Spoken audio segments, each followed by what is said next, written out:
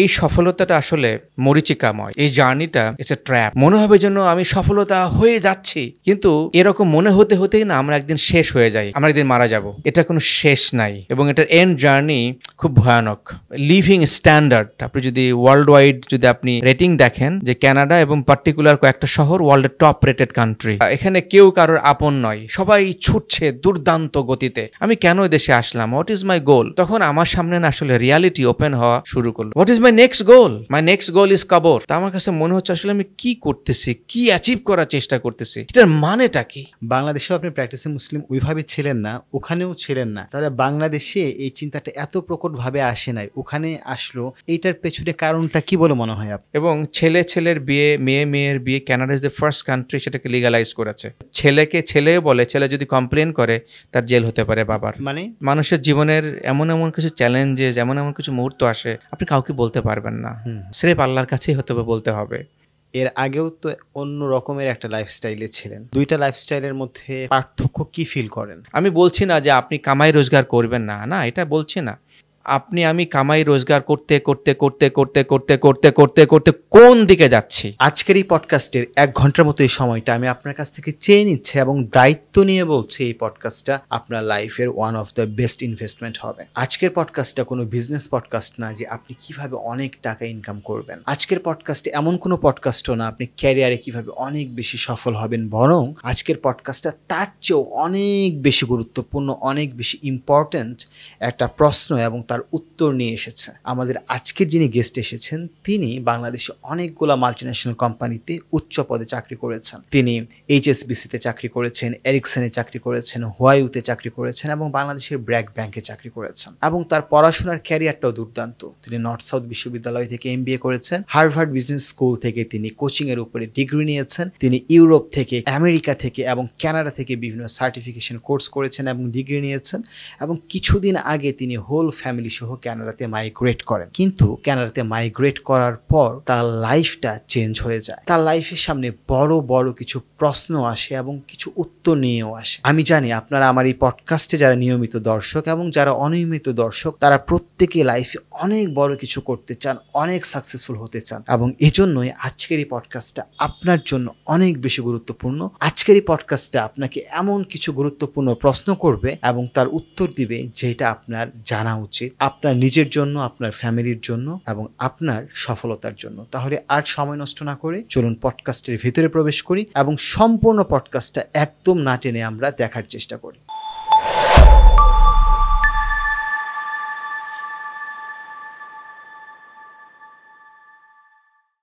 আসসালামু আলাইকুম ভাইয়া, কেমন আছেন?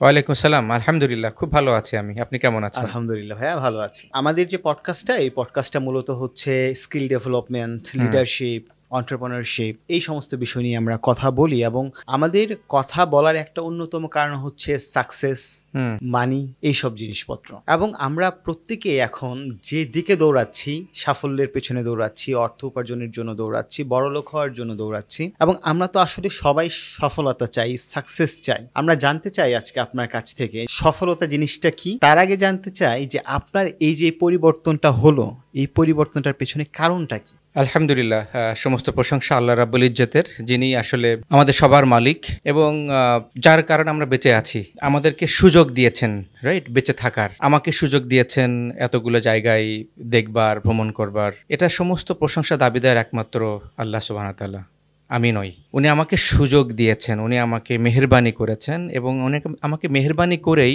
এই যে লাস্টে বলে না পরিবর্তন, ভালোর দিকে পরিবর্তিত হওয়ার সুযোগ দিয়েছে, যেটা ইংরেজিতে বলে transformation. It's a transformational journey, ভালোর দিকে। কারণ পরিবর্তনে কোনো শেষ নাই। Change is the only thing, but আপনি চেঞ্জটা কোন দিকে হচ্ছেন, দ্যাট ইজ দ্য কোয়েশ্চেন। ডিরেকশনটা ভেরি ইম্পর্টেন্ট। আল্লাহ রাব্বুল ইজ্জত আমাকে যেই ধারণা দিয়েছেন যে আসলে দুনিয়ার জীবন খুবই ক্ষণস্থায়ী। আর আপনি যে কথাটা বললেন সফলতা, আমরা সবাই সফলতার পিছনে ছুটছি, দৌড়াচ্ছি, আমিও সেটার ব্যতিক্রম না। সেই কারণে তো সে পড়াশোনা করেছি, তাই না? নর্থ সাউথ থেকেও MBA করেছি, হার্ভার্ড থেকে কোচিং, সেটার উপরে পড়াশোনা করেছি এবং আরও অন্যান্য বিভিন্ন কোর্স করেছি, আমেরিকা থেকে, ইউরোপ থেকে, কানাডা থেকে কাজও করেছি। এই সফলতাটা আসলে মরীচিকাময়। এই জার্নিটা ইটস এ ট্র্যাপ। মনে হবে যেন আমি সফলতা হয়ে যাচ্ছি, কিন্তু এরকম মনে হতে হতেই না আমরা একদিন শেষ হয়ে যাই, আমরা একদিন মারা যাব। কিন্তু আমরা সফল কি হব? আমরা যদি একটা এক্সাম্পল দেই, যে আপনি দুপুরবেলা একটা বাসে চলছেন বা মোটরসাইকেল চালাচ্ছেন, দেখবেন পিচ ঢালা রাস্তার উপরে ওই দূরে দেখা যাবে সামনে মনে হয় পানি, কিন্তু আপনি যতই সামনে আগাবেন আপনি পানির দেখা কিন্তু পাবেন না। এটা কিন্তু একটা ইলিউশন, এটা মনে হয় দেয়ার ইজ ওয়াটার। সো সফলতা ব্যাপারটা এরকম, আমরা দৌড়াবো, মনে হবে যেন ওইখানে সফলতা, কিন্তু সফলতা আসলে ওইখানে নাই। আল্লাহ রাব্বুল ইজ্জত আমাদেরকে তৈরি করেছেন নট অনলি ফর দিস দুনিয়া বাট অলসো ফর আখেরাত। সো আমরা যদি এই জায়গাটা ব্যালেন্স করতে না পারি, then we are really unsuccessful, we are really চরম ব্যর্থ। কিন্তু আমরা সেটাকে বুঝতে পারি না, হয়তো সে বোঝার মতো সেই সক্ষমতাও আমাদের হয় না। এটুকুই আমার উপলব্ধি। কতদিন আগে কানাডাতে গেলেন?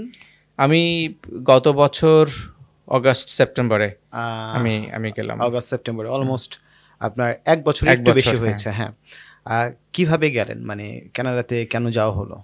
বেসিক্যালি আমি যে professional trainer, speaker and coach, এই ক্যাটাগরিতেই কানাডাতে একটা প্রভিশন আছে যে anybody who is trainer, speaker and coach, যদি সেটা ম্যাচ করে ক্যানাডিয়ান কোয়ালিফিকেশানস, রিকোয়ারমেন্ট, অর্থাৎ ইকোনমি ডিমান্ড করছে, সেখানে আমার প্রয়োজনীয়তা আছে, সেখানে আমি কন্ট্রিবিউট করতে পারবো, তার একটা ভিসা দেয়, এটা পারিবারিক, মানে অর্থাৎ লং টার্ম, এবং that leads to PR and পরবর্তীতে নাগরিকত্ব।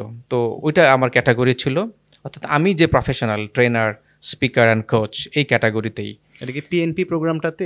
না, এটা পিএনপি না, এটা বলতে পারেন ইটস এ স্কিল্ড প্রফেশনাল। তাদেরকে আসলে বিজনেস এন্ট্রি করার সুযোগ দেয় উইথ ফুল ফ্যামিলি। ওকে, তাহলে আপনি কি অ্যাজ এ এন্টারপ্রেনার হিসেবে গিয়েছেন? অ্যাজ এ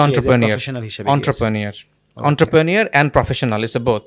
ওকে, ওরা দেখে যে আসলে এটা ম্যাচ করে কিনা, ওদের সেটা ডিমান্ড আছে কিনা এই প্রফেশনালের, হ্যাঁ, এই এন্টারপ্রেনারশিপ সেখানে আসলে কি ইম্প্যাক্ট তৈরি করতে পারবে। সো বেসড অন দ্যাট তারা সেখানে অ্যালাউ করে, অর্থাৎ ভিসা দেয়। ওকে, ওখানে যাবার পর কি হলো তাহলে ভাইয়া? আমি তো ওখানে কাজ করেছি initially. G. So I had an opportunity, I had an offer. আমি যেখানে কাজ করি, যেই প্রফেশন, আমি সার্টিফাইড লাইফ কোচ এবং public speaking coach, Canadian qualification যেটা আমার আছে, সেখানেই আমার আসলে চাকরির অফার ছিল। হ্যাঁ, সো যাদের থেকে আমি সার্টিফিকেশনটা করেছিলাম এর আগে, তো সেখানেই অ্যাকচুয়ালি আমার একটা কনসালটেন্সি বা জব একটা অপরচুনিটি ছিল, আমি সেখানেই গিয়েছি অ্যাজ এ প্রফেশনাল কনসালট্যান্ট হিসেবে, প্রফেশনাল কোচ হিসেবে। ওখানে আপনি জয়েন করলেন? হ্যাঁ। জয়েন করার পরে কি হলো? জয়েন করার পরে আসলে মনে হলো, আসলে ওই যে কোয়েশ্চেনটা, যে আমি তো এই দেশে আসছি, কানাডাতে আসছি সফল হবার জন্য, আমি একটা, তাই না, যে পাশ্চাত্যের জীবন। তো আমার কাছে মনে হলো যে আসলে আমার টার্গেটটা কি, আমি কি অ্যাচিভ করার জন্য চেষ্টা করছি, what is my goal. But আপনি তো বাংলাদেশে মোটামুটি ভালো করছিলেন, ভালো জায়গায় ছিলেন, তারপর ফ্যামিলি নিয়ে মুভ করা বাইরে একটা দেশে, এটা একটা বিগ ডিসিশন এবং অনেক চ্যালেঞ্জিং একটা ডিসিশনও আসলে। যাবার পেছনে কারণ কি ছিল মূলত? সফলতা চাই, দুনিয়া চাই, তাই না? যদি বলেন যে ইটস এ জার্নি, সফলতা কাইন্ড অফ রেস, দুরন্তভাবে আমরা সবাই দৌড়াচ্ছি সফল হবার জন্য। আপনি বললেন না যে সবাই আমরা সফল হতে চাই, সবাই আমরা টাকা চাই, সবাই আমরা সম্মান চাই, সবাই আমরা নেম অ্যান্ড ফেম চাই। এটা কোনো শেষ নাই, এবং এটার এন্ড জার্নি খুব ভয়ানক, খুব ভয়ানক। এই জন্যই অধিকাংশ ক্ষেত্রে এই ডিরেকশনের জার্নিগুলো আমাদেরকে বিপথে ফেলে দেয়। আমাদের জীবনের শেষটা খুব দুর্বিষহ হয়ে দাঁড়ায়, কারণ এটা মরিচিকাময়, এটা বিভীষিকাময়, এটা ওয়ান সাইডেড। আপনার যাওয়ার পেছনে কারণটা তাহলে ওই সময় কি ছিল? ওই সময় ছিল আসলে অ্যাট দ্যাট মোমেন্ট ছিল যে ক্যানাডিয়ান লাইফ মনে হচ্ছিল মোর অফ সিকিউরড, না, মোর অফ সফল যদি বলি, যে এটা একটা সোশ্যাল সিকিউরিটি অনেক বেশি। সেখানে মনে হলো যে বাচ্চা কাচ্চাদের পড়াশোনার মান অনেক বেটার হতে পারে, লাইফের মান বেটার হতে পারে, হ্যাঁ, সামাজিক জীবন অনেক ইমপ্রুভড হতে পারে, হুইচ ইজ ট্রু। সামাজিক জীবন ইমপ্রুভড অন এ দুনিয়াবি টার্মে। হ্যাঁ, আপনি যদি চিন্তা করেন যে লিভিং স্ট্যান্ডার্ড, আপনি যদি ওয়ার্ল্ড ওয়াইড যদি আপনি রেটিং দেখেন, যে কানাডা এবং পার্টিকুলার কয়েকটা শহর ওয়ার্ল্ডের টপ রেটেড কান্ট্রি, টপ 3-র ভিতরে ওয়ান অফ দি টপ 3 ভিতরে ক্যালগেরি আছে, টপ 3, 4, 5-এর ভিতরে। সো এবং আপনি যদি চিন্তা করেন যে শহরের বাতাস, যেটা আমাদের আসলে আমাদের প্রাণ, না, আমরা প্রতিদিন অক্সিজেন নিচ্ছি, ওই শহরের বা ওই দেশের বাতাসের যে মান সেটা ওয়ার্ল্ডের টপ 1 to 3, আর বাংলাদেশ ঢাকা শহরে লোয়েস্ট, সবচেয়ে লোয়েস্ট। এবং আমি ফিরে আসার পরে আমি 1 মাস অসুস্থ ছিলাম because of the weather quality এবং শরীরের প্রতি ইম্প্যাক্ট। সো বলতে পারেন ওই কারণেই যে পাশ্চাত্য জীবন, সবাই যেটা আমরা ভাবি যে ডলার, না, সাকসেস ভাবি, টাকা পয়সা, মরিচিকা, চাকচিক্যময়, তো আমারও সেই জন্যই যাও, মানে সেম আমাদের সবার যে মাইন্ডসেট, আমরা যারা সাকসেস চাই, বাইরে সেটেল করব, ফার্স্ট ক্লাস কান্ট্রিতে সেটেল করব, ওইখানকার বাতাস ভালো, ওইখানকার খাবার ভালো, ওইখানকার ইকোনমি বড়, সো এই চাকচিক্যময় জীবন, চাকচিক্যময় লাক্সারিয়াস লাইফ, ল্যাভিশ লাইফ। তো আউটসাইডে ল্যাভিশ, আউটসাইডে চাকচিক্যময়, কিন্তু internally very poor, very broken. Okay ভাই, আমরা শুনবো এগুলা। তো এই মোটিভেশন থেকেই আপনি ডিসিশন নিলেন যে ফ্যামিলি সহ আপনি কানাডাতে শিফট করবেন, এবং আপনি শিফট করলেনও 1 বছরের মতো আগে। শিফট করার পর একটু যদি বলেন কি কি ঘটলো ওইখানে? যে কোনো নতুন জায়গায় যাওয়াটা কিন্তু চ্যালেঞ্জিং। সো বাংলাদেশের মতো একটা দেশ থেকে কানাডাতে শিফট হওয়া, এবং পার্টিকুলারলি আমি যে প্রফেশনে গিয়েছি ট্রেনার এবং কোচ হিসেবে, সো ডেফিনেটলি ভেরি চ্যালেঞ্জিং, সমস্ত দিক থেকেই চ্যালেঞ্জিং। তো অ্যাজ ইউজুয়াল আমি চ্যালেঞ্জের ভিতর দিয়ে যাচ্ছিলাম। ওয়ান অফ দিস এক্সাম্পল, যে ওখানে আবহাওয়া শীতকালে অর্থাৎ নভেম্বর, ডিসেম্বর, জানুয়ারি, ফেব্রুয়ারি আপনার -20, -30, -40, মোটামুটি 4 মাস বরফ, সব কিছু জমে বরফ, হ্যাঁ, বরফের ভিতরে। সো এটা একটা কিন্তু ট্রিমেন্ডাস চেঞ্জ। দ্বিতীয় চেঞ্জ হলো যে সম্পূর্ণ নতুন শহর, রাইট?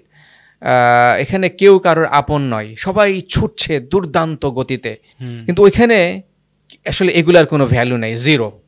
আপনার কত টাকা আছে, আপনি কত নাম করা, আপনি আপনার সোশ্যাল স্ট্যাটাস কি, আপনি ইনফ্লুয়েন্সার, ওরা এগুলার zero value, they don't care, এটার কোনো ভ্যালুই নেই। এটা যে একটা মূল্য, এটা যে একটা আমাদের দেশে, আমাদের কালচারে এটা একটা এত বড় জিনিস, আমরা ভাবি বড় জিনিস, ওরাটাকে থোড়াই কেয়ার করে না, মানে 2 পয়সার দাম নেই। আপনার 5 কোটি টাকা আছে, 10 কোটি টাকা আছে, সো হোয়াট, এতে আমার কি যায় আসে? মানে আপনি মিলিয়নিয়ার বা বিলিয়নিয়ার, আমি নর্মাল চাকরি করি, সো হোয়াট? আপনাকেও নাম ধরে ডাকছি, আপনি আমাকে নাম ধরে ডাকছি, আপনাকে দেখলে আমাকে মানে মানে একেবারে হাত পা পূজা করে দাঁড়িয়ে সম্মান করে জায়গা দেওয়ারও কিছু নেই। সো আপনি আপনার জায়গায়, আমি আমার জায়গায়, একেবারেই এরকম। মানে এখানে আমি মুই কি হুনু গিয়ে এরকম একটা ব্যাপার আছে না। আমি অনেক বড়, আমি আমাদের ইন্ডাস্ট্রিতে আমি বড় ট্রেনার, বড় স্পিকার, বড় কোচ, আমার অনেক ইনফ্লুয়েন্সিং, আমার অনেক ফ্যান ফলোয়ার, আমার ভিডিওর অনেক ভিউ বেশি, এরকম একটা কিন্তু র্যাট রেস আছে। সো ওইখানে মানুষের জীবনে এগুলা কোনো ভ্যালু নেই, কোনো ভ্যালু নেই। আপনি চিন্তা করে দেখেন যে দে গিভ এ ড্যাম, মানে একেবারে ড্যাম মিনস ড্যাম, মানে আপনার এখানে ভাব নেওয়ার কিছু নেই। আপনি সিম্পল সাদা, প্রত্যেকটা মানুষ যে রাস্তায় কাজ করছে, ফুটপাতে কাজ করছে, যে দোকানে কাজ করছে, যে অফিসের টপ বস, ইভেন প্রাইম মিনিস্টারকে রাস্তায় পেলে ধুয়ে দিচ্ছে, কিচ্ছু করার নেই, নাম ধরে ডাকছে। অফকোর্স মানে এখানে কোনো ডিফারেন্সিয়েট করার কিছু নেই। এমন একটা দেশ, এমন একটা জায়গা থেকে ওখানে যখন আপনি যাচ্ছেন, transition, it's a big shift, not only mindset shift but also the reality shift. So আমি তখন প্রশ্ন করলাম নিজেকে, আমার প্রথম একটা ওয়েক আপ কল, যে বলতে পারেন ওকে, যে আমাকে তো অনেকেই চিনতো জানতো, বাট এখানে তো আসলে এগুলো কোনো ভ্যালু নেই, সবাই ব্যস্ত তার বিল পে করার জন্য। তাহলে আমি কি অ্যাচিভ করার চেষ্টা করছি, আমি কেন দেশে আসলাম, হোয়াট ইজ মাই গোল? তখন আমার সামনে না আসলে রিয়ালিটি ওপেন হওয়া শুরু করলো। সর্বপ্রথম যেটা আমার সামনে হিট করলো, যে হু অ্যাম আই, ওকে, আসলে আমি কে? তাহলে আমি তো মুসলমান, আমি মানুষ, এটা ন্যাচারাল আমার মাথায়, আমি তো মুসলমান, আমি তো মানুষ। আচ্ছা, তাহলে আমি কোথা থেকে আসলাম? আল্লাহ আমাকে পাঠিয়েছে, দেন আমি কোথায় যাচ্ছি? আমরা প্রত্যেকেই মারা যাব, কেউ কি অস্বীকার করতে পারি? এটা অস্বীকার করার তো কোনো সুযোগ নেই। So the next destination is I am going to die, right.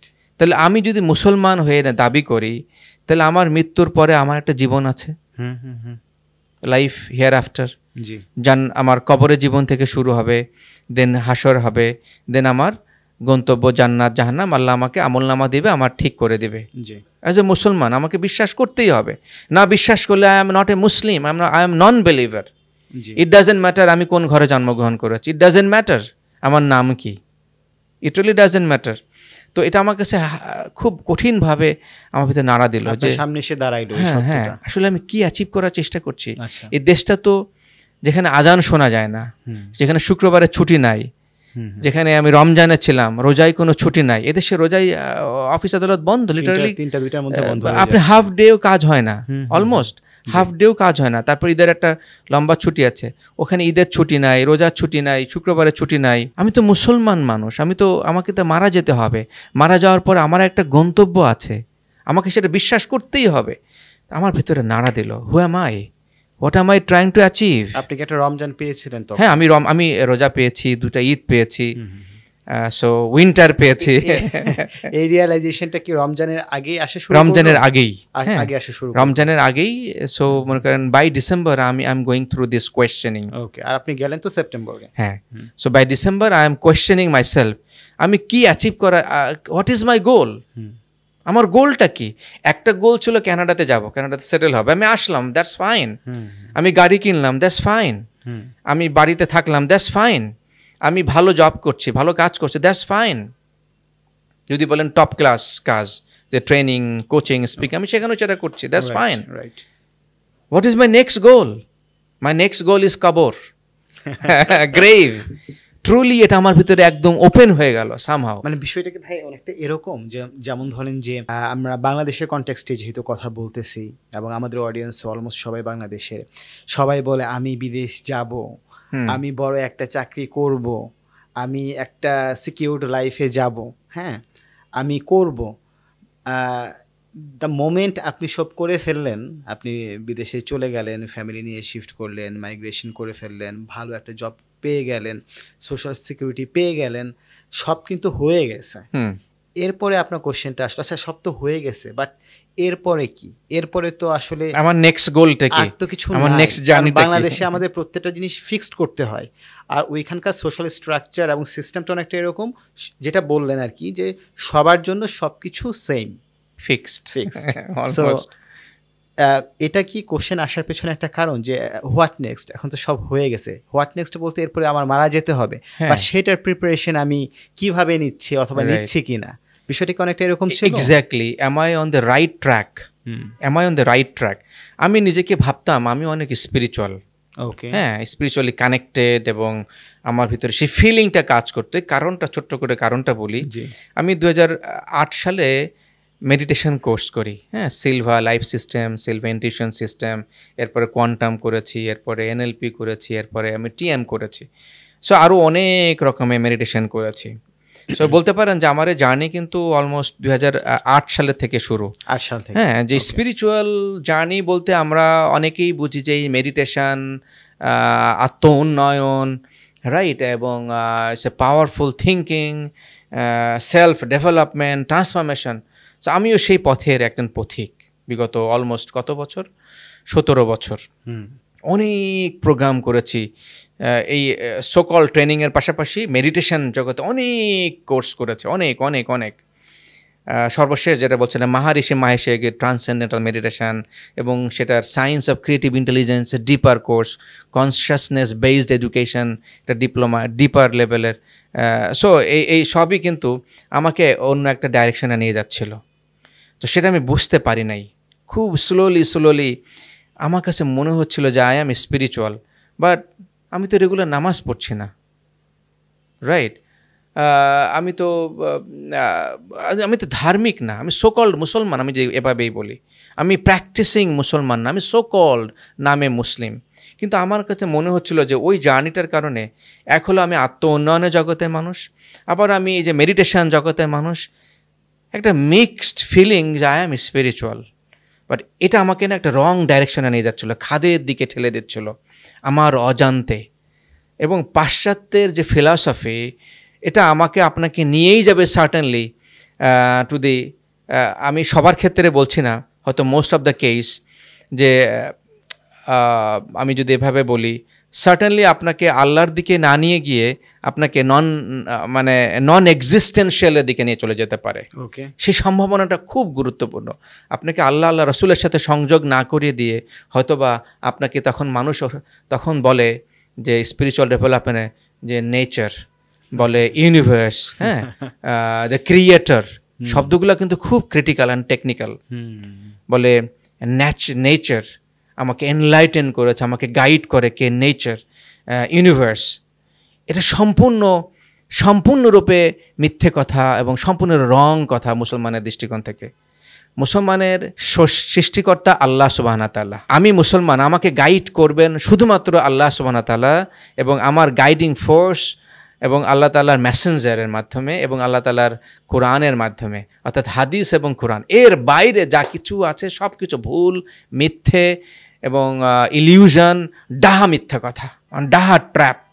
So আমি মোটামুটি দুনিয়ার এই লাইনে অনেক দূর হেঁটেছি, মানে দুনিয়াবি এই লাইনে অনেক দূর, এটা বলাটা ঠিক এভাবে না, কিছুটা পথ তো হেঁটেছি, জি, 15 বছরের উপরে। সো দুনিয়াবি কোয়ালিফিকেশান তো আমি অনেকগুলাই অ্যাচিভ করার চেষ্টা করলাম। আমি তো MBA করেছি নর্থ সাউথ থেকেও, আমি তো হার্ভার্ডের আমি কোর্স করতে আমি আমেরিকাতে গিয়েছি। জন ম্যাক্সওয়েল, যে মনে করেন যে এই যে লিডারশিপের গুরু, সেখানে গিয়েও তো দীক্ষা নিলাম আমেরিকাতে গিয়ে। আমি তো আমেরিকা থেকেও লাইফ কোচিং, আমি বিজনেস কোচিং করলাম, কানাডা থেকেও কোর্স করেছি, লন্ডনে করেছি, রাইট, নেপালে করেছি, ওয়ার্ল্ড ব্যাংকের কোর্স করেছি, সো IIM ক্যালকাটা থেকে করেছি। তো আমি যদি বলি যে this is enough, G, this is enough দুনিয়াবি সফলতা, কিন্তু আমার ভেতরটা না আসলে ফাঁকা। আমি যখন ওই জায়গায় গিয়ে রিয়েলাইজ করলাম, মাই গড, এই শব্দটাও কিন্তু ভুল। আমার বলা হচ্ছে আল্লাহ, আমি আসলে কোন পথে যাচ্ছি। কিন্তু তখন আমি কি বলতাম, মাই গড, গড অ্যান্ড গডেস না, কিন্তু মনের অজান্তেই কথাগুলো আমাকে ওইদিকে নিয়ে যাচ্ছিল যে নেচার, ইউনিভার্স। এখন আমাকে নাউজুবিল্লাহ বলতে হবে, আসলে ইউনিভার্স আমাকে গাইড করার কিছু নেই। নেচার দিয়ে আল্লাহ আমাকে চোখ খুলতে পারেন, হ্যাঁ, আমি পাহাড় দেখব, পর্বত দেখব, আমি সমুদ্র দেখব, নদী দেখব, এটা আল্লাহর সৃষ্টি। আল্লাহ কত বিশাল আকারে সৃষ্টি করেছেন, কিন্তু ওই সৃষ্টি দেখে আমাকে আল্লাহর কথা মনে হতে হবে, ওই সৃষ্টি দেখে আমাকে আল্লাহর বিশালত্বর কথা মাথায় আসতে হবে, রাইট? তা যদি না হয় তাহলে আমি রং পথে যাচ্ছি। ওকে ভাইয়া, এটা অ্যাসিড টেস্ট। জি, তাহলে ভাইয়া এই যে আপনার ডিসেম্বরে যখন এই চিন্তাগুলো আসলো, আমাদের একটু ডিটেল বলেন, ডিসেম্বরে ঠিক কি চিন্তা আসলো আপনার মাথায়? আমি আসলে ওই প্রচণ্ড ঠান্ডা এবং প্রচণ্ড চ্যালেঞ্জ, সব কিছু মিলে মানুষ হয় না যে আসলে আপনি যখন বড় ধাক্কা খান, মাথায় বড় বাড়ি খান, আপনি কিন্তু মুহূর্তের ভিতরে আপনার কাছে কোনো পেইন নাই, আপনি সেন্সলেস, আপনি বুঝবেন না। তা আমার কাছে মনে হচ্ছে আসলে আমি কি করতেছি, কি অ্যাচিভ করার চেষ্টা করতেছি, এটার মানেটা কি? ওকে, আমার কাছে মনে হয় এটা মানে তো আসলে আমি যদি মারা যাই, আমি তো আসলে মুসলমানভাবে মরতে পারবো না, মানে মুসলিম তরিকায় মরার মানে কোনো সম্ভাবনাই দেখছি না। মুসলিম যে রিচুয়াল সেটাও হওয়ার সম্ভাবনা দেখছি না, রাইট? আর আমি তো প্র্যাকটিসও করতে পারছি না। তাহলে আসলে আমি কি? আমি মুসলমান, আমি তো মরে গেলে আমার সামনে কি, হোয়াট ইজ দ্য নেক্সট? আপনি কি ভাই বাংলাদেশে প্র্যাকটিসিং মুসলিম ছিলেন?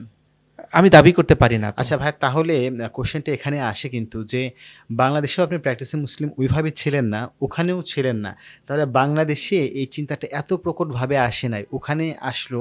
এইটার পেছনে কারণটা কি বলে মনে হয় আপনার? পিছনে কারণ বলা যেতে পারে যে আল্লাহ সুবহানাহু ওয়া তাআলা আমার সামনে একটা পরীক্ষা দিয়ে আমার সামনে দরজাটা খুলতে চেয়েছেন হয়তোবা, আসলে আমি কোন দিকে যাই। উনি আমাকে সেই এহসান করেছেন, সেই রহম বা রহমত দিয়েছেন যে আসলে বুঝবার হয়তোবা যে আমি কি সবকিছু ভুলে দুনিয়ার পিছনে ছুটবো এবার, নাকি আল্লাহর কাছে সারেন্ডার করব। ওকে, মানুষ চরম সুখের মুহূর্তে সে যদি আল্লাহর কথা স্মরণ করে, বুঝতে হবে যে শুধু মুখে বললে হবে না, এটা মুখে বলার বিষয় না, এটা আসলে অন্তর এবং প্র্যাকটিস করার বিষয়। তিনটা জিনিসের সমন্বয়, মুখ, অন্তর এবং প্র্যাকটিস। শুধু মুখে বললে কিন্তু আমি মুনাফেক হয়ে যাব, মানে জবান এটাকে বলে যে মুখের আলেম।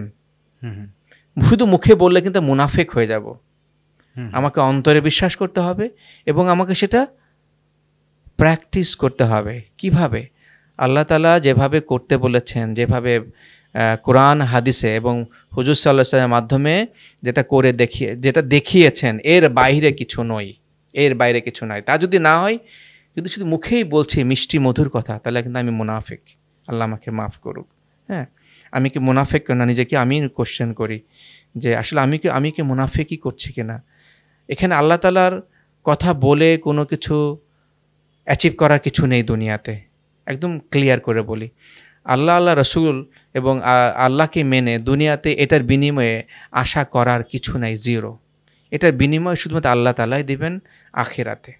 হ্যাঁ, সেটা রিফ্লেকশন হিসেবে, সেটা রিওয়ার্ড হিসেবে আল্লাহ তাআলা আমার দুনিয়ার জীবন সহজ করে দিবেন। এটার পিছনে দেখেন, আপনি বললেন না সবাই সফল হতে চাই, তাহলে এই সফলতার পথ কি মসৃণ? এক মোটেই না, বহুত কঠিন।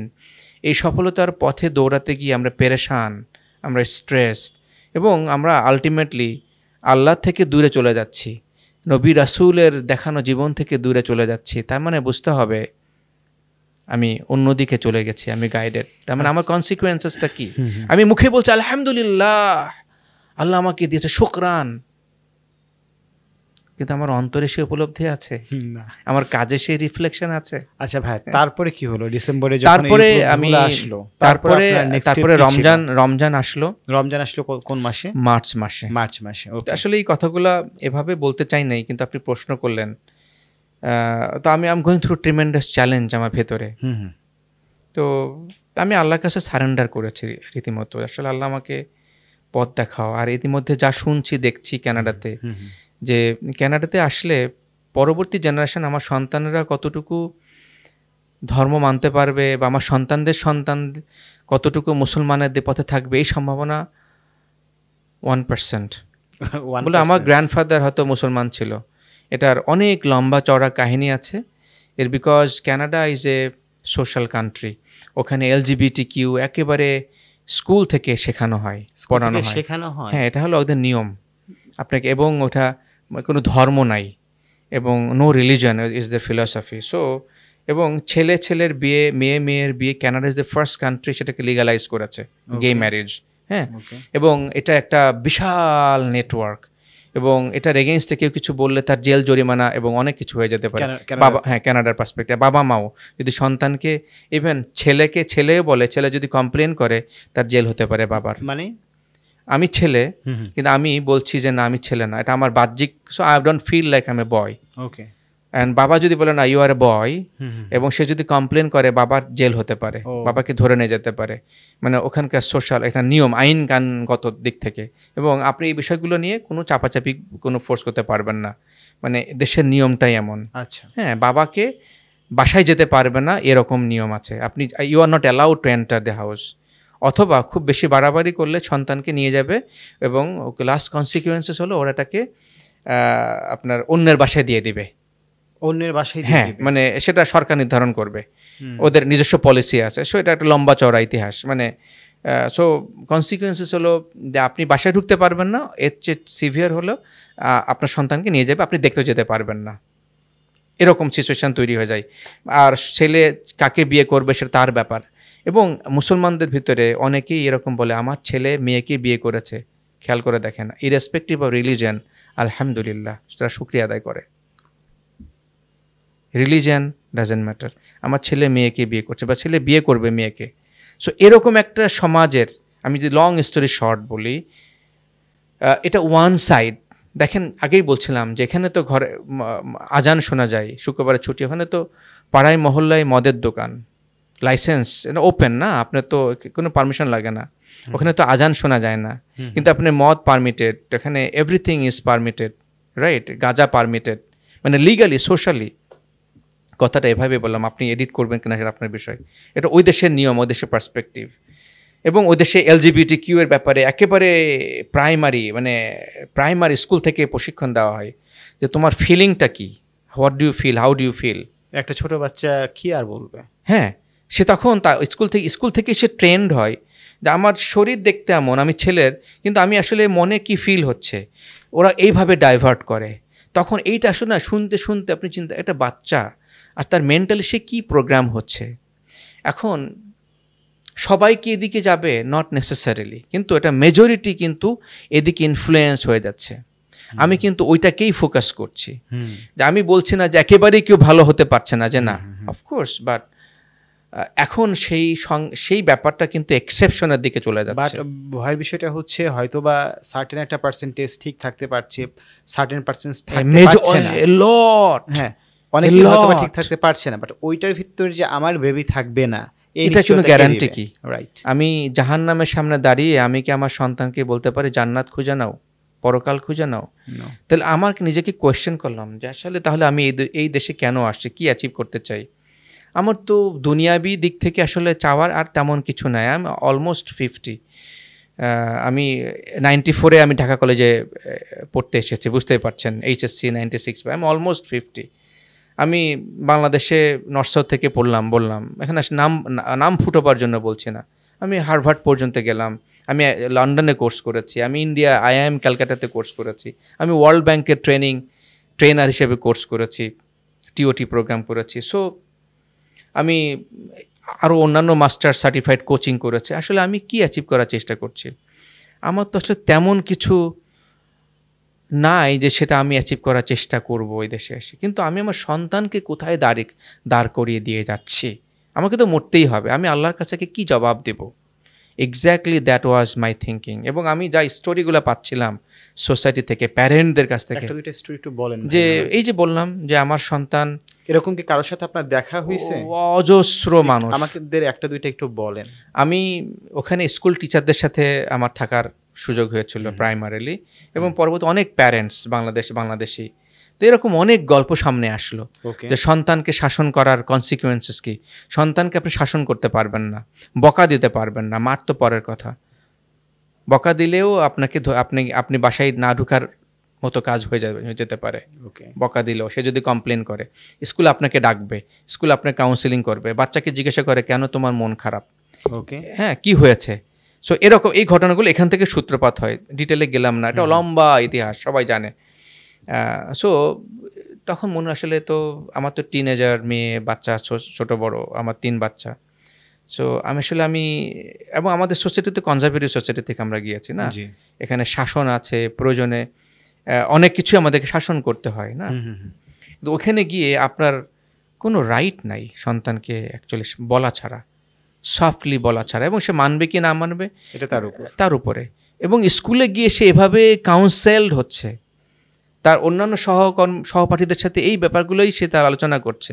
তাহলে বাসায় এসে তো সে আপনারটা নিবে না। স্কুলে থাকে কতক্ষণ, বাসায় আপনি কতক্ষণ তার সাথে কথা বলতে পারবেন? That is another question.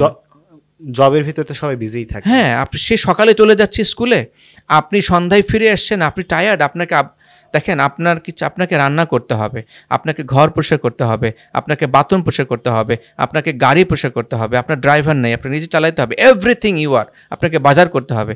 আপনার সাথে সন্তানের সময় দেওয়ার সময়টুকু কোথায়? একদমই সময় নেই। তাহলে সন্তানের সাথে অটোমেটিকলি এটা একটা ফার ডিফারেন্স তৈরি হচ্ছে একটা। এবং আপনিও কাজ করছেন, আপনার ওয়াইফও কাজ করছে, সোসাইটিতে এরকম এভাবেই ডিজাইন করা। এবং সন্তান ইজ গন।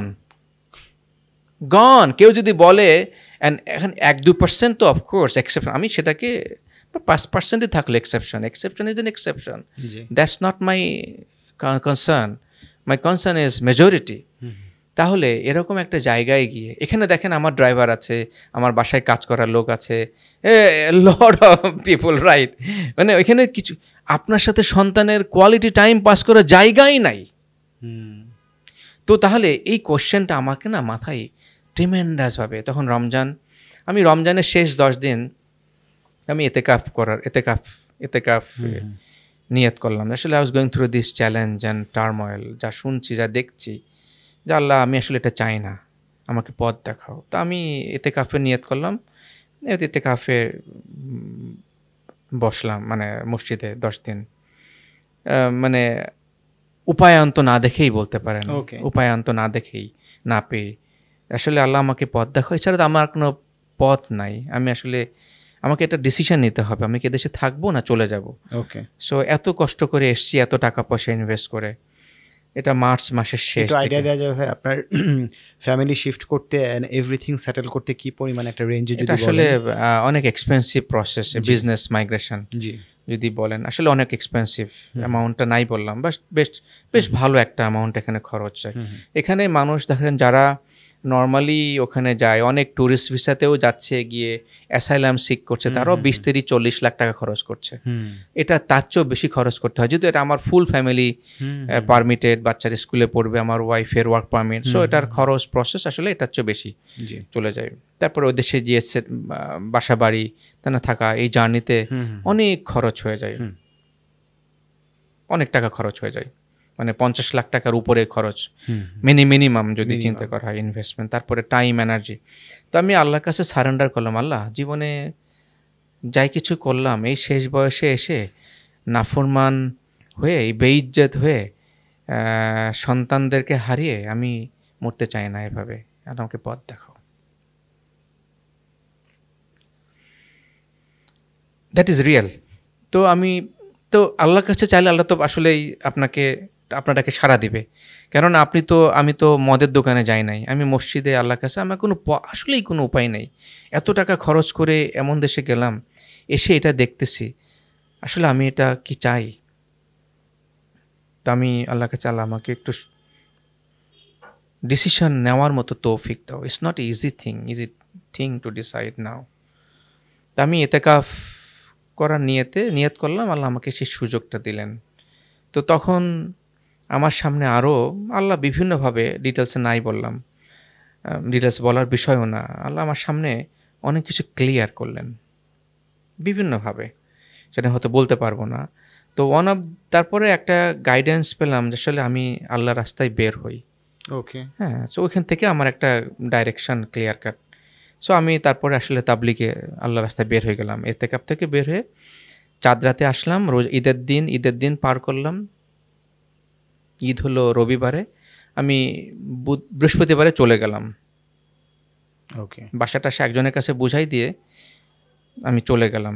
তো ওইভাবেই আসলে তারপরে 10 দিন 20 দিন করে আমার 4 মাস আমি শেষ করে ফেল। 4 মাসের জার্নিতে আমি, মানে আপনি তাবলিগে 4 মাস ছিলেন? 4 মাস আমি ওকে, কারণ আমার কাছে মনে হলো যে আসলে জীবনের এই সময়টুকু সব কিছু বাদ দিয়ে আমি আসলে কে, আমি কি অ্যাচিভ করতে চাই, এইটা কনক্লুশন আসাটা জরুরি। তা না হলে আমি আসলে এদেশে এসে নন মুসলমানের মতো, মানে নন বিলিভারের মতো, নন মুসলিমের মতো করে মরবো, এটা কি আমার পাওয়া, এটা কি আমার চাওয়া? এটা আমার চাওয়া না। সে তুলনায় যদি আমি কিছুটা সময় দিয়ে নিজেকে আমি যদি বুঝতে পারি what M I trying to achieve, তা সেটাই তো আমার জন্য গুরুত্বপূর্ণ, তাই না? টাকা পয়সা তো মনে করেন যে চুরি করে সেও রোজগার করে, যে ডাকাতি করে সেও রোজগার করে, আর আমিও কামাই করছি। সো টাকা পয়সা তো আসলে ডিফারেন্সিয়েটিং ফ্যাক্টর না। আমাদের সোসাইটিতে তাকালেই আপনি বুঝবেন, আপনি অনেক ভালো, অনেক পড়াশোনা করেছেন, অনেক জ্ঞানী, কিন্তু আপনি 2 নম্বরই করে টাকা পয়সা অর্জন করছেন, হালাল হারামে তোয়াক্কা করছেন না। সো মুসলমানের একটা তো মানদণ্ড আছে, দিন শেষে তো একটা বিচার আছে না, দিন শেষে তো আপনাকে ফিরে যেতে হবে, সবই তো আসলে রেকর্ডেড। বাট আমরা হয়তো সাময়িক উদ্দীপনায় এগুলো কোনো কিছুই তোয়াক্কা করছে না, সাময়িক, কিন্তু একটা সময় গিয়ে তো আপনার জীবনে উপলব্ধি হবে। ওই যে বলছিলাম, আমি নিজেকে স্পিরিচুয়াল ভাবতাম, মেডিটেশন কোর্স করেছি, হয়তো আল্লাহ আমাকে এই সুযোগটা তৈরি করে দিয়ে, দেখো তুমি আসলে কোন পথে যাচ্ছ, রাইট? সো দিন শেষে তখন মনে হলো আসলে সব কিছু বাদ দিয়ে এই যে 1 মাস 2 মাস করে 4 মাস, এটা আমার জীবনের সবচেয়ে বড় একটা উপলব্ধির জায়গা আমি পেলাম। Then I have decided enough, I got my call, now I know what to do. Then I came back after this 4 months, I came back and I closed. I decided না, আর ফিরে যাব না। আমি অগাস্ট মাসের 3 তারিখে আমার এই 4 মাসের জার্নি শেষ হলো। আমি ফিরে আসলাম টরন্টো থেকে, দেন ক্যালগেরি, দেন আমি 11 তারিখে আমি তারপরে 7-8 দিন মসজিদেই ছিলাম। তারপর আমি বাংলাদেশে ফিরে আসলাম, দেন আমি সিদ্ধান্ত নিলাম যে না, আর ফিরে যাব না। এই জার্নিটার মধ্যে আপনার ফ্যামিলি তো তখন কানাডাতেই ছিল? না, ওরা তখন চলে এসছে, আমি ওই সময় তার আগে। কোন মাসে? ওরা ফেব্রুয়ারি মাসের শেষে। ফেব্রুয়ারি মাসের হ্যাঁ, শেষে। আমার ফ্যামিলি যে কোনো কারণেই হোক, জব এখানে ছিল, আর অন্যান্য রিজন ছিল, তারা চলে এসছে। দেন তারা আবার পরে আবার আমার সাথে জয়েন করবে। ওকে, সো এই পারপাজে ফিরে এসছে, এবং এখানেও কিছু কাজবাজ ছিল, গুছিয়ে নেওয়ার ব্যাপার ছিল। সো তারা ফিরে এসছে। সো আল্লাহ আমাকে সুযোগ করে দিয়েছে হয়তো বা ওই সময়টা। আপনি ভাইয়া এই যে এই জার্নির মধ্যে দিয়ে যখন যাচ্ছিলেন, তখন কি আপনার ফ্যামিলির সাথে এটা শেয়ার করা হয়েছিল, নাকি আপনি একাই ডিল করছিলেন এই বিষয়গুলো? আসলে এটা অনেক কঠিন প্রশ্ন। সব কিছু তো আসলে সবার সাথে শেয়ার করা যায় না। এই জিনিসগুলো আসলে একান্তই পার্সোনাল। আমি হয়তো ডিটেলেও বলি নাই, রাইট? কিন্তু আসলে মানুষের জীবনের এমন এমন কিছু চ্যালেঞ্জেস, এমন এমন কিছু মুহূর্ত আসে, আপনি কাউকে বলতে পারবেন না। স্রেফ আল্লাহর কাছেই হয়তো বা বলতে হবে। এত ভালনারেবল কিছু সিচুয়েশান আসে, আল্লাহ আমি আসলে কোন দিকে যাচ্ছি, কি করতেছি, আমার মৃত্যুটা কি মুসলমান হিসেবে হবে নাকি হবে না, এটা আপনি কার কাছে বলবেন? সো মানে এটা আসলে বলার মতো জায়গা থাকে না। আমি যেদিকে দৌড়াচ্ছি আসলে তো আমি বুঝতে পারছি আসলে আমার দৌড়ানোর রাস্তাটা আসলে আমাকে রং দিকে নিয়ে যাচ্ছে, এবং এর শেষটা অনেক ভয়ানক হবে। আমরা যারা আসলে অনেক কিছু ভাবি, অনেক কিছু করছি, অনেক কিছু পেয়ে যাচ্ছি, আমি অনেক বড় কিছু হয়ে গেছি, সবই তো অহংকার, সবই তো ইগো, কিছুই হয় নাই। সফলতা যদি আল্লাহ আমাকে, সফলতার আসল দৃষ্টিকোণ হলো যে আল্লাহ রাসূলের পথে চলাই হলো সবচেয়ে বড় সফলতা দুনিয়া বা আখিরাতে।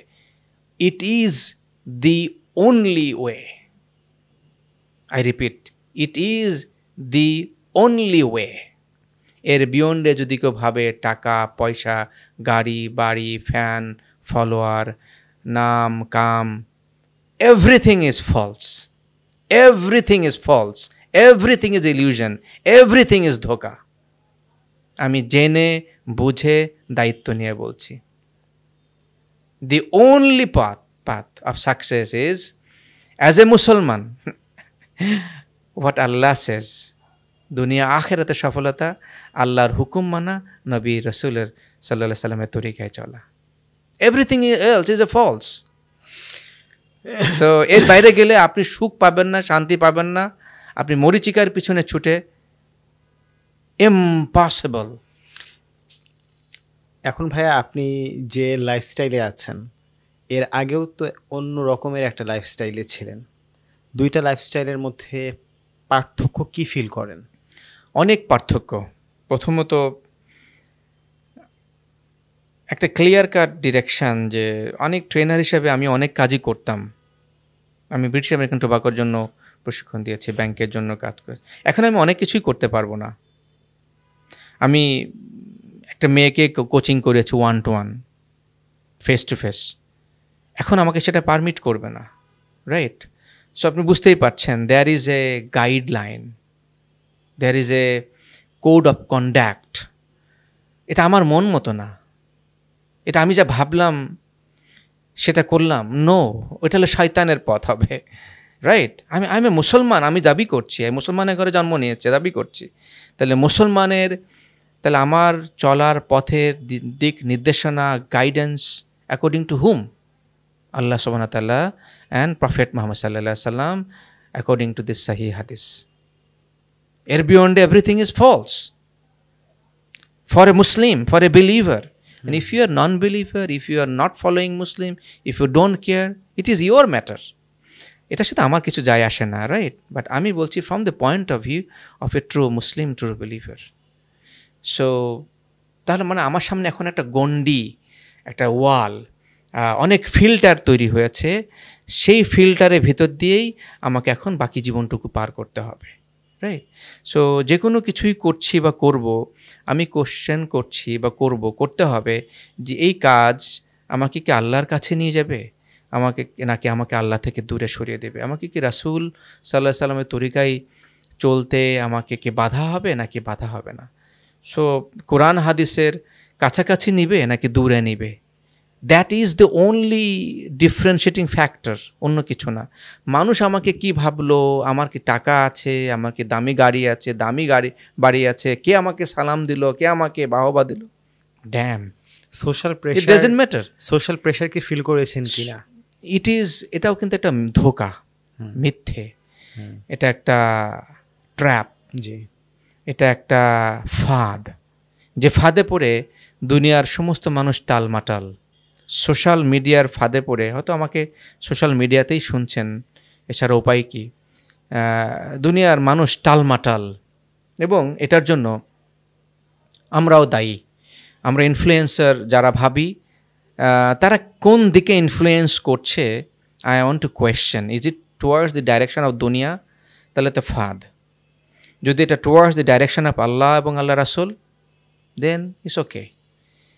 সোশ্যাল মিডিয়া যদি আমাকে আল্লাহ রসুলের কাছে নিয়ে যায়, নামাজ, রোজা, হজ, জাকাত, মসজিদ এবং ইমানের দিকে নিয়ে যায়, ওকে। তা যদি না হয়, থিঙ্ক অ্যাবাউট ইট। তাহলে বুঝতে হবে আমি ধোকার পথে আছি। এখন যদি মনে হয় যে আমি অনেক বড় কিছু হয়ে গেছি, তাহলে মেজার করতে হবে আমি আল্লাহর চোখে কি, আমি দিনের চোখে কি, কোথায় কোন অবস্থানে আছি। দ্যাট ইজ, অ্যাজ এ মুসলমান হিসেবে আমার মেজারমেন্ট কিন্তু ওইটা। Not as a fan follower, not as my viewer, not as my money, not as my dress, not as my আমি কোথায় থাকি, রাইট? এগুলো হলো মিথ্যে। আপনার ভাই ইন্টারনাল ফিলিংসটা কি এখন যে স্টেটে আপনি আছেন? ইন্টারনাল ফিলিং হলো, দিস দুনিয়া ইজ, রিয়ালিটি হলো শর্ট না, জি, even I will die, but it is very tough, it is very difficult journey সত্যিকার অর্থে মুসলমান হয়ে বেঁচে থাকা, এবং সত্যিকার অর্থে মুসলমান হয়ে মরতে পারবো কি না, it is my feeling. It is a challenging journey. কেননা বাইরে এতটাই সব কিছু দুনিয়ামুখী, এতটাই সব কিছু মানে মানে মসজিদ থেকে দুনিয়ামুখী করে ফেলবে। আমি বলছি না যে আপনি কামাই রোজগার করবেন না, না, এটা বলছি না। আমি বলছি যে আমি কামাই রোজগার করতে করতে করতে করতে করতে করতে করতে করতে কোন দিকে যাচ্ছি, বুঝতে পেরেছি? জি, আমি কি লাগাম আছে আমার হাতে, নাকি লাগাম নাই? যদি লাগাম না থাকে, যদি আমাকে আল্লাহ রসুলের দেখানো পথ থেকে দূরে সরে দেয়, তাহলে ধোঁকা। এর মাঝে কোনো কথা নেই, মাঝখানে কোনো কথা নেই, ইফ অ্যান্ড বাট নেই। ইট ইজ ভেরি ক্লিয়ার। যদি সেটা আমাকে আল্লাহর কাছে যেতে বাধা হয়ে যায়, আমার দুনিয়াবি কাজ, তাহলে আমি ধোঁকার ভিতরে আছি। অফকোর্স আমাকে মানুষের হক আদায় করতে হবে, দুনিয়াতে আমাকে প্রত্যেকটা জিনিসের হক আদায় করতে হবে। অ্যাট দ্য সেম টাইম আল্লাহর হক আদায় করতে হবে না? কোন হকটা আগে? মানুষের হক যদি আদায় করতে হয়, অ্যাট দ্য সেম টাইম আল্লাহর হক আদায় করতে হবে। তার মানে না আমি মানুষের ঠকাবো না, তার মানে কিন্তু এটা নয়। আমি আল্লাহর দায়িত্বশীল হব মানুষের ব্যাপারে, শুধু মানুষের ব্যাপারে, এভরিথিং ম্যাটার। এটাই আমার ফিলিং। যে আসলে দেখেন, না জেনে ডাক্তারি করাটা খুব সহজ।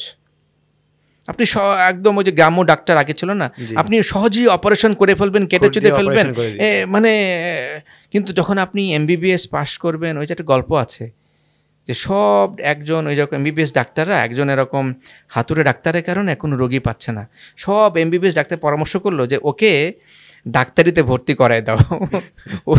ও যখন ডাক্তারিতে ভর্তি হলো, এমবিবিএস পাশ করলো, এবার আর সহজে ওষুধ দিতে পারে না, অপারেশন করতে পারে না। এখন আপনি এফসিপিএস করবেন, এমএস করবেন, এমডি করবেন, রাইট, তত বেশি কিন্তু আপনার জগৎটা খুব ছোট, ন্যারোড হয়ে যাবে। স্পেশাল তখন আপনি না খুব ভেবে চিনতে। সো আসলে এলএম ব্যাপারটা, আপনি যখন এইদিকে আসবেন, ভাবলে আসলে তো আমি কিছুই জানি না, আপনি তখন আরো শঙ্কিত হয়ে যাবেন। কেননা আপনি দেখছেন যে সব দিকে চারিদিকে ট্র্যাপ, চারিদিকে ফাঁদ। ট্র্যাপ বলতে ভাই কি বোঝাচ্ছেন? ফাঁদ মানে আমি প্রতারিত হব, ধোঁকাগ্রস্ত হব। কিভাবে? কন্টিনিউয়াস শয়তান আপনাকে কন্টিনিউয়াস ধোঁকা দিচ্ছে। এই দেখো দুনিয়া, এই চাকচিক্য, এটার পিছনে দৌড়াও, এটা অ্যাচিভ করো। এখানে ভাই আমি একটু একটা প্রশ্ন করতে চাই। এটা অনেকের ভিতরে একটা ধারণা থাকে যে আমরা যারা একটু প্র্যাকটিসিং মুসলিম হওয়ার চেষ্টা করি, এই কথাগুলো বারবার ঘুরে ঘুরে আসে যে দুনিয়া, চাকচিক্য আমাদের ধোঁকার দিকে নিয়ে যাচ্ছে। তাহলে একজন অ্যাম্বিশাস মানুষ, যার অ্যাম্বিশন আছে, যে জীবনে বড় কিছু করতে চায়, বড় কিছু হতে চায়, তারা ব্যালেন্সটা কিভাবে করবে এবং তাদের ডিরেকশনটা কেমন হবে? সমস্ত কিছু গাইডেন্স ইসলাম দিয়েছে। Islam is a complete code of life. Quran এবং হাদিস এটা সম্পূর্ণ গাইডলাইন নিদর্শন দেওয়া আছে। তো যারা এটা করতে চায়, যে যার প্রফেশনে তার উচিত একজন পরিপূর্ণ আলেম, হাক্কানি আলেম বলি, তার কাছে গিয়ে পরামর্শ করা যে আমি এখন ডাক্তার, আমি এখন এই জায়গায় আছি, আমি জীবনে এই অর্জন করতে চাই, আমি কিভাবে করতে পারি ইসলামের শরিয়ার পথের থেকে।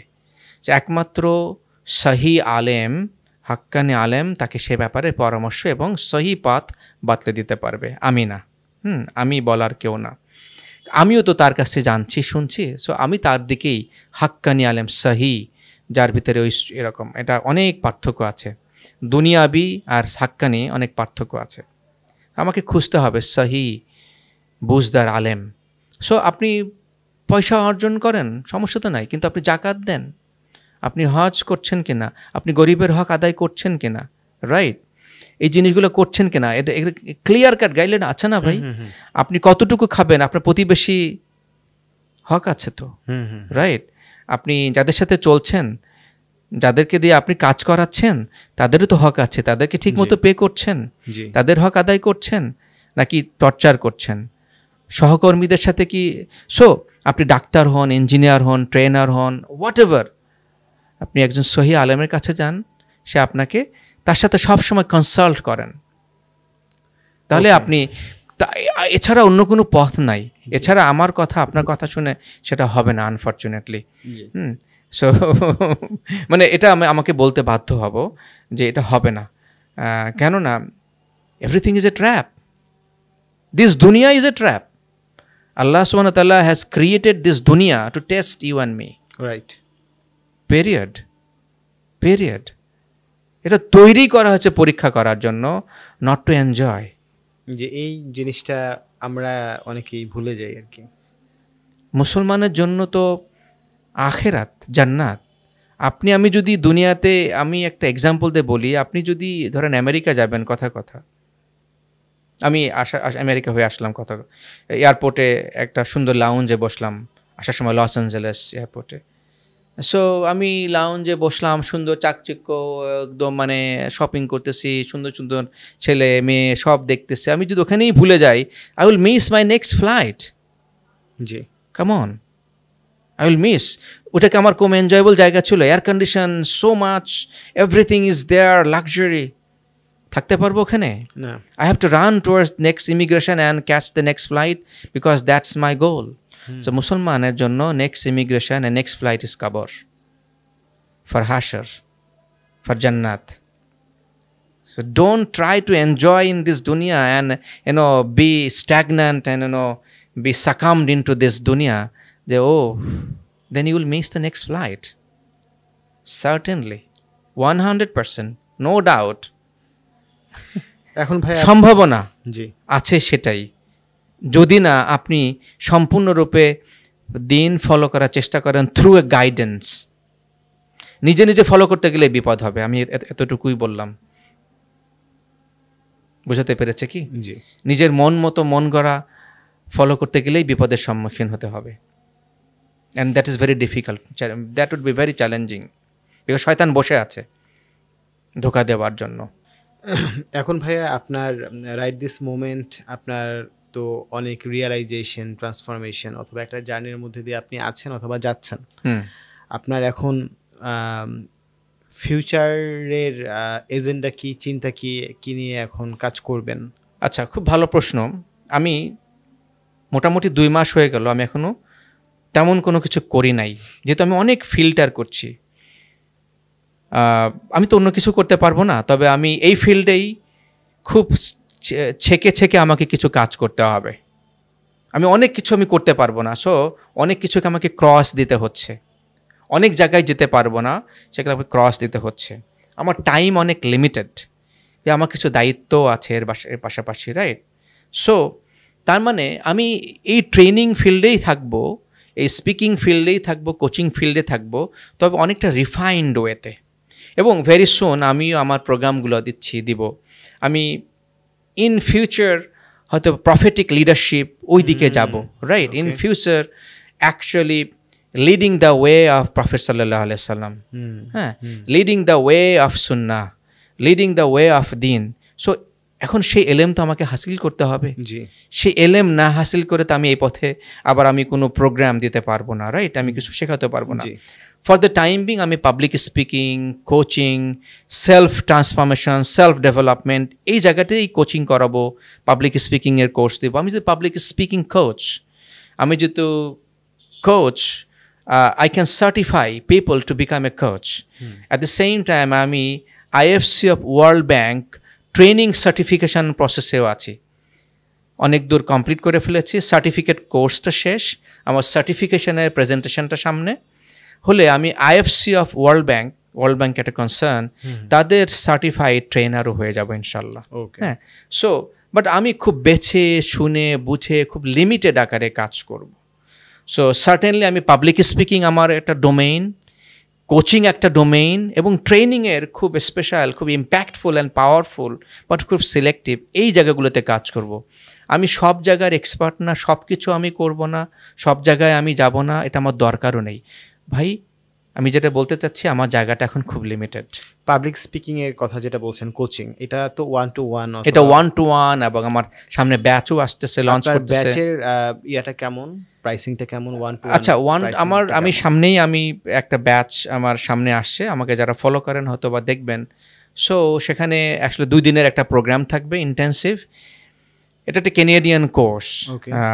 যেখানে আমি কাজ করতাম, ওদেরই ডিজাইন ডেভেলপড, ওদেরই ফরম্যাট। এর বাইরেও এই 2 দিনের পরেও আমি 3 মাস তাদেরকে গাইড করব। ওকে, 3 মাসে 6টা সেশন। আমি দেখেন আসলে পাবলিক স্পিকিং, আপনি একদিনে পাবলিক স্পিকার, কনফিডেন্ট কমিউনিকেটর হয়ে যাবেন না। জি, পরবর্তী 3 মাস তাদেরকে আমি গাইড করব, মাসে 2টা করে সেশন, প্র্যাকটিস কিভাবে করতে হবে এবং feedback. So pair feedback, group feedback, coaches feedback দিয়ে 3 মাসের এরকম জার্নি থাকবে to become a confident speaker, confident communicator, confident presenter, confident public speaker. Anybody who is leading a team, who is having a business, a trainer, যারা আছে, যারা speaker আছে, coach আছে, everybody can join, এবং 3 মাসের journey. এবং at the same time আপনি বস না হয়ে কীভাবে কোচ হবেন সেটারও আমি কোর্স দিব। সেটাও 2 দিনের ইন্টেন্সিভ এবং পরবর্তী 3 মাসের গাইডেড প্র্যাকটিক্যাল সেশনস এন্ড রেঞ্জটা ফিডব্যাক। বলে দিতে পারেন, দর্শকদের ডিসিশন নিতে সুবিধা হবে। আচ্ছা, আমার 2 দিনের কোর্স ফি হলো 20,000 টাকা, আর হলো পরবর্তী যে 3 মাসের গাইডেড সেশন সেটার জন্য অ্যানাদার 10,000। আমি 2 ভাগে ভাগ করছি যেহেতু 3 মাসের জার্নি।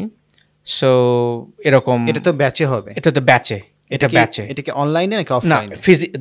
2 দিনের হবে। ইন পার্সন যদি কেউ কোর্স করতে চায়, একদম ইন পার্সন ফিজিক্যালি, যেটা নভেম্বরে স্কেজুল করা, পাবলিক স্পিকিং 2 দিন একদম ফেস টু ফেস, তারপরে 3 মাস অনলাইনে প্র্যাকটিস হবে, ওকে, অ্যাবাউট 1.5 থেকে 2 ঘন্টা। কারণ প্র্যাকটিস না করলে you can't become a true good speaker, confident communicator.